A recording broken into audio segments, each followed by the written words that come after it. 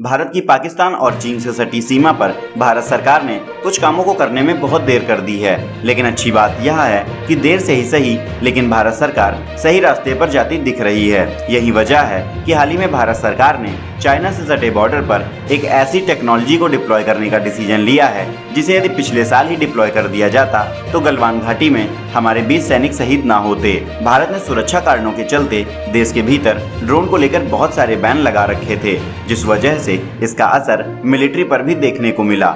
Indian army ने अपने बहुत सारे मिलिट्री इक्विपमेंट्स को अपग्रेड किया, लेकिन ड्रोन के मामले में भारतीय सरकार के फैसलों की वजह से मिलिट्री भी बहुत पीछे रह गई। लेकिन अब भारतीय सरकार ने चीन से सटी सीमा पर 120 ड्रोन को तैनात करने का डिसीजन लिया है, जिसके चलते भारतीय सेना को एक बहुत बड़ा एडवांटेज मिलने वाला है। लेकिन अगर ड्रोन का एडवांटेज इंडियन मिलिट्री के पास होता तो जब गलवान घाटी में चीनी सैनिक अपने साथ नुकीले पदार्थ लेकर आए थे तो ड्रोन के जरिए इंडियन आर्मी को पहले ही पता चल जाता और उसे तैयार होने का मौका मिलता।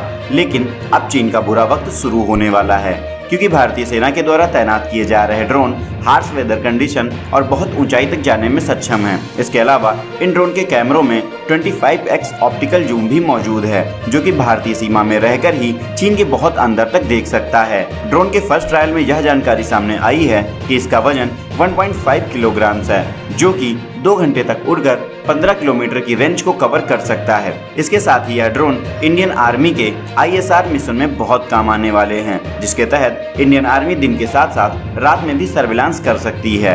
फिलहाल इंडियन आर्मी ने सभी 120 ड्रोन को LAC पर अगस्त के अंत तक डिप्लॉय करने की बात कही है। ऐसे में यह ड्रोन चीनी सैनिकों के लिए मौत का सामान बनने वाले हैं, क्योंकि अब भारत इन ड्रोन की हेल्प से चीनी सैनिकों की गतिविधियों पर नजर रख सकता है, साथ ही उसकी तैयारियों पर भी।